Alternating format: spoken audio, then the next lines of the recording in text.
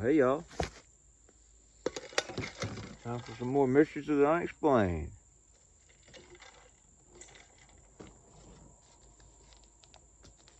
Today,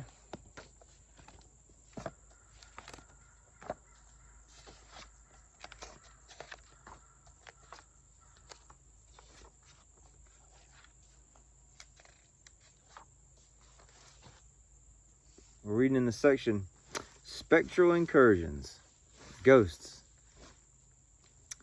I've never seen one. I'd like to think that if I did see one, I would accept it. I would believe it. Maybe I would be open to trying to understand what it was. It's a strange thing, you know, to think about a presence being here after death, or being visible, or, you know, just you being able to be aware of a presence after their death. And that's insane. What is that? When you're dead, you're dead. You're gone.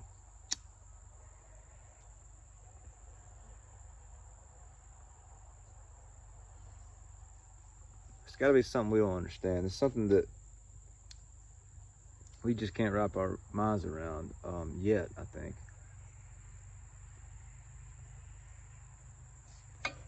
So let's get started.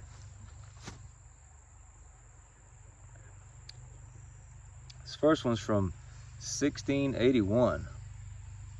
It's called Revenge from an Unquiet Grave. Oh, by the way, smoking a Missouri Meerschaum Country Gentleman corncob pipe. Inside, got some Lane HGL. It's a nice, smoky, sweet sort of crossover blend. I got a review on this blend. You can check that out on the channel if you'd like to.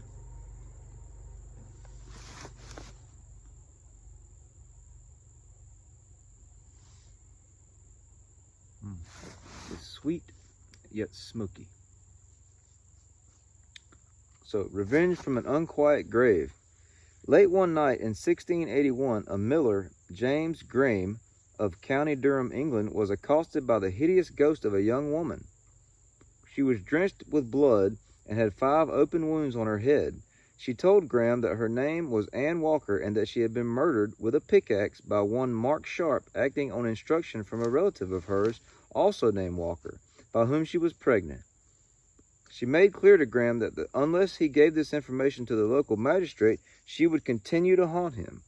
Refusing to believe what he had experienced, Graham did nothing, but after the apparition appeared, pleaded, and threatened twice more, he went to the authorities with the grisly story.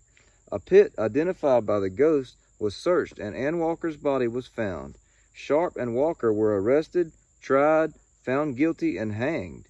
Ann's spirit, thus avenged, did not appear again.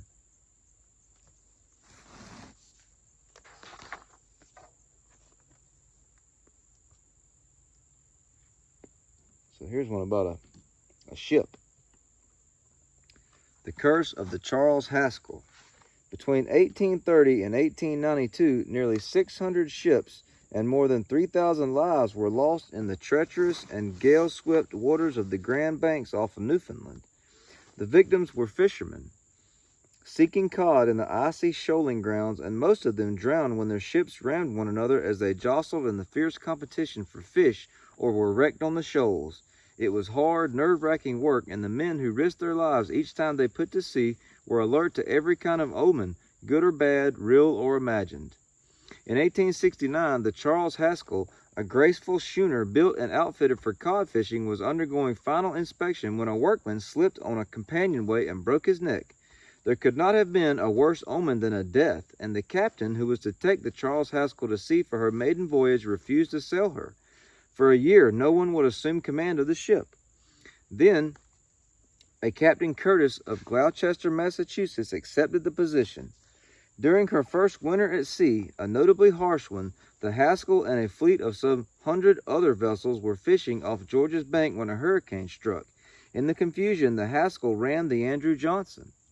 Both ships were badly damaged, but the Haskell managed to limp back to port. The Andrew Johnson was lost with all hands. If the Haskell's escape seemed to belie her early, unlucky reputation, the fishermen did not believe it. The ship had been too lucky.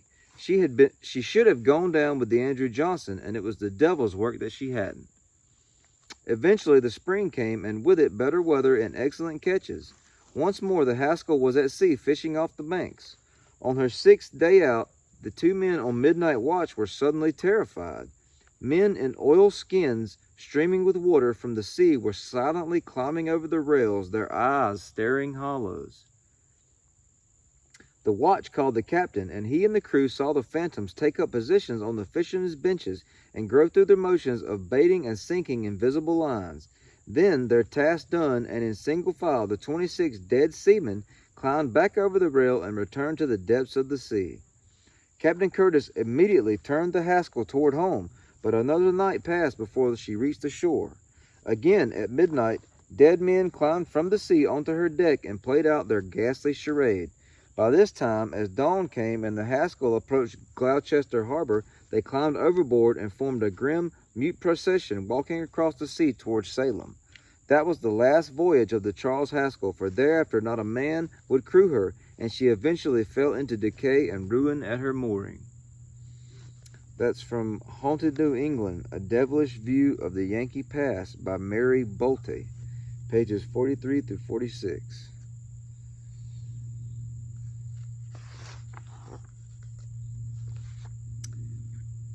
Called The Scent of Violets.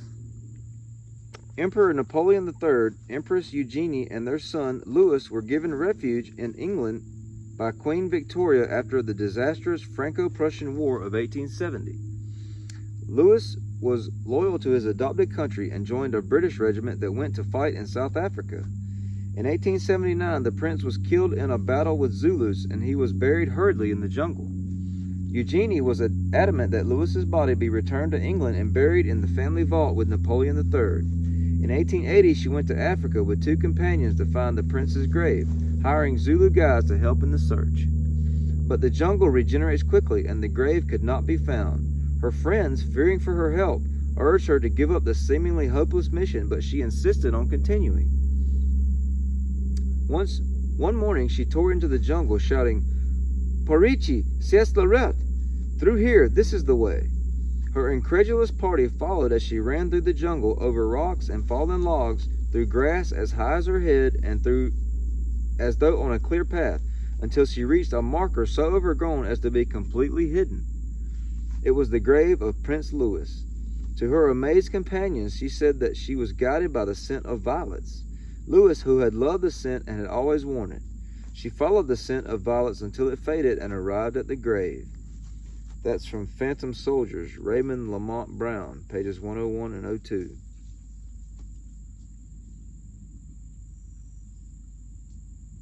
Here's a picture of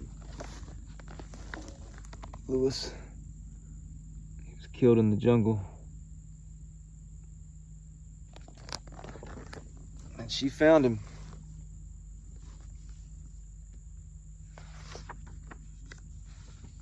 Get a puff here.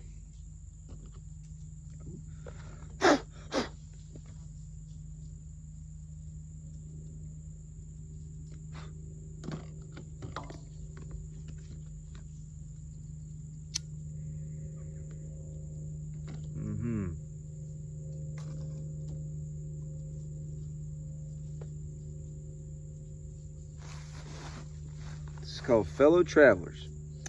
In December 1924, 2 crew members of the SS Watertown, a large oil tanker, were overcome by fumes while cleaning one of the cargo tanks and died. The Watertown was en route from the west coast of the United States to Panama when the accident happened, and the 2 men, James Courtney and Michael Meehan, were buried at sea on December 4th.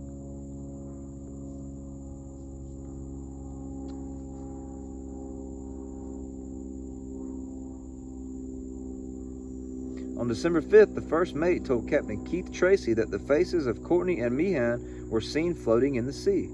Appearing and disappearing, they were keeping pace with the Watertown. During the rest of the journey to Panama, the faces followed alongside were observed by every man on board.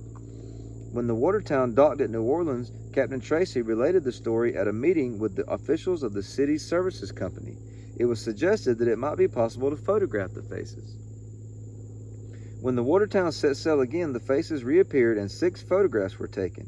5 showed nothing unusual, but in one, the 2 faces were clearly visible. The negative was checked for evidence of fakery by the Burns Detective Agency, and the circumstances in which it had been taken were attested to by the Watertown's captain and the assistant engineer. That's from An Experience of Phantoms, D. Scott Rogo, pages 58 and 60.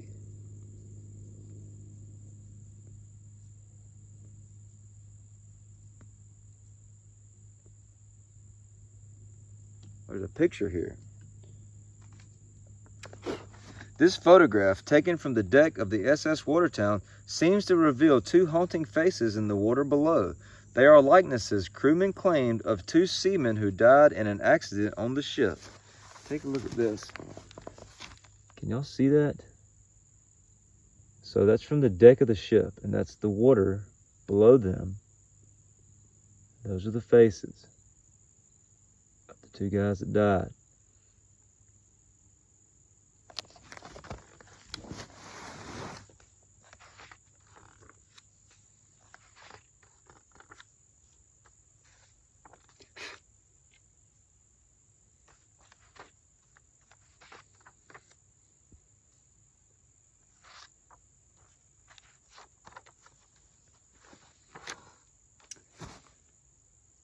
The Ghosts of Flight 401. In December 1972, an Eastern Airlines TriStar jetliner Flight 401 crashed into a Florida swamp. 101 people died in the crash, including the pilot Bob Loft and the flight engineer Don Repo. On more than 20 occasions thereafter, crew members of other Eastern TriStars, especially those that had been fitted with parts salvaged from the wreck of Flight 401, saw entirely lifelike apparitions of Loft and Repo. In some cases, the apparitions were identified by people who had known the 2 men, and in some cases by reference to photographs. That's from The Unexplained Mysteries of Mind and Space. Mind, Space, and Time, Volume 3, Issue 32. I guess that was a magazine. But that was a cool one to have.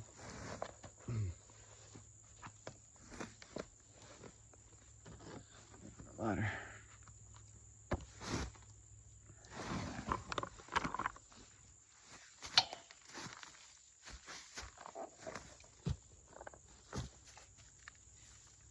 There it is.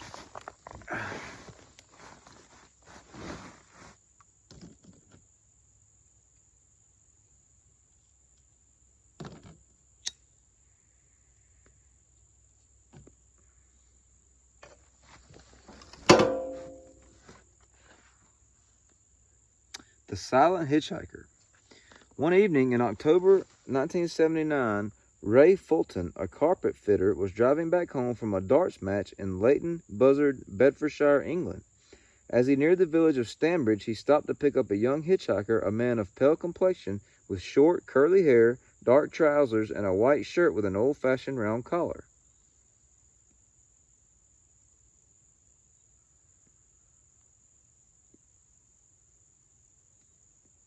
When Fulton asked him where he was going, the young man just pointed down the road. Fulton thought his passenger might be a deaf mute and drove on in silence. After driving a mile or two, though, at a steady 45 miles per hour, he thought a cigarette might help to break the ice, and turned to offer one to his companion. The passenger's seat was empty. The young man had silently vanished from a moving van, whose door had never opened. Fulton drove straight to his local pub, ordered a large scotch to steady his nerves, and told his story. The landlord of the pub and the Dunstable police inspector both said later that they believed Fulton had experienced something strange. Perhaps his story was true. That's from Fortean Times, number 34, winter 1981, page 16.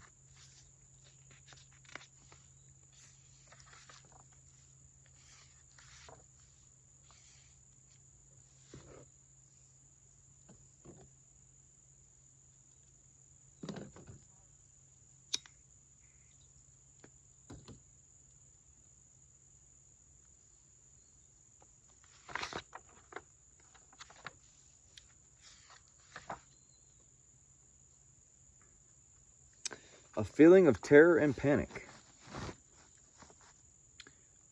Hereward Carrington was one of the pioneers of psychical research in the United States, a tireless investigator of telepathy, mediums, poltergeists, and hauntings. He claimed to have witnessed highly curious and inexplicable phenomena in haunted houses on several occasions. He chose the following account as one of the most striking. On the night of August 13, 1937, a party of 7 of us spent the night in a reputed haunted house situated some 50 miles from New York City.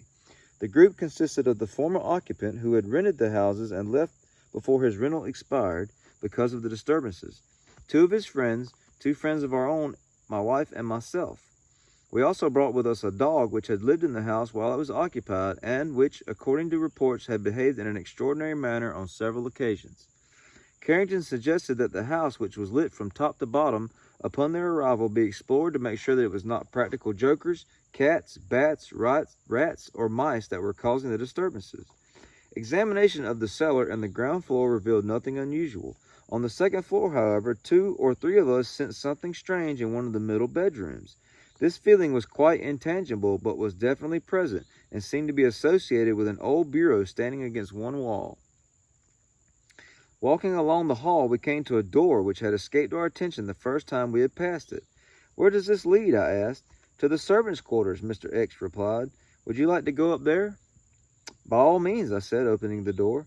Glancing up, I could see that the top floor was brilliantly lighted and that a steep flight of stairs lay just ahead of me.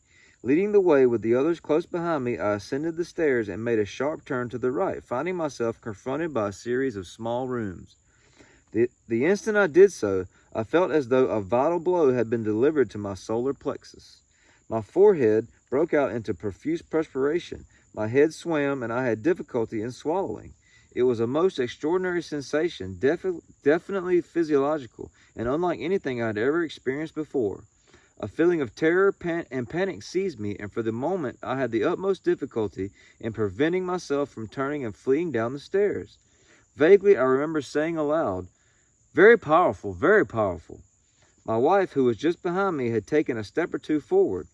She was just exclaiming, "Oh, what cute little rooms," when the next moment she was crying, "No, no," and raced down the steep flight of stairs like a scared rabbit. Carrington pointed out that both he and his wife were seasoned investigators accustomed to psychic manifestations of all kinds, and that neither had previously experienced a comparable moment of terror.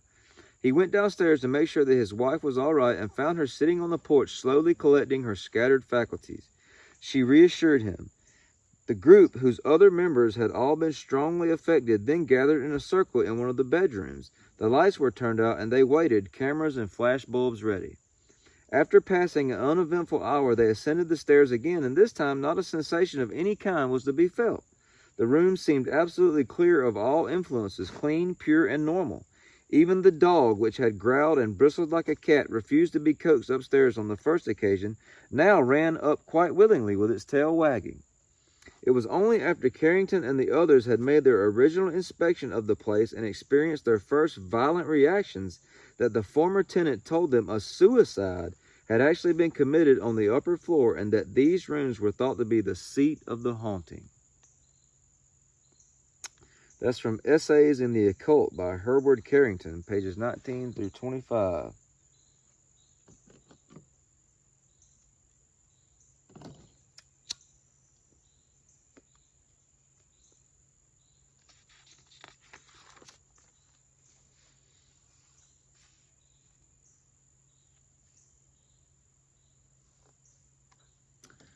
So, the returning stones. Ivan Sanderson, a well-known naturalist and author, was visiting a rubber plantation in Sumatra in 1928 when he participated in what was perhaps the most bizarre entertainment of his life. Dinner was over and everyone was gathered on the veranda. Suddenly, small stones began to shower down on the veranda deck from the darkness beyond. Then Sanderson said, The host told us that these small stones came all the time, particularly on certain nights and usually still ones, but not necessarily dark ones. As everybody was amazed and skeptical, our host then told us to mark the stones in any way we liked and throw them back anywhere into the hopelessly thick tangle of vegetation beyond or around the garden or house.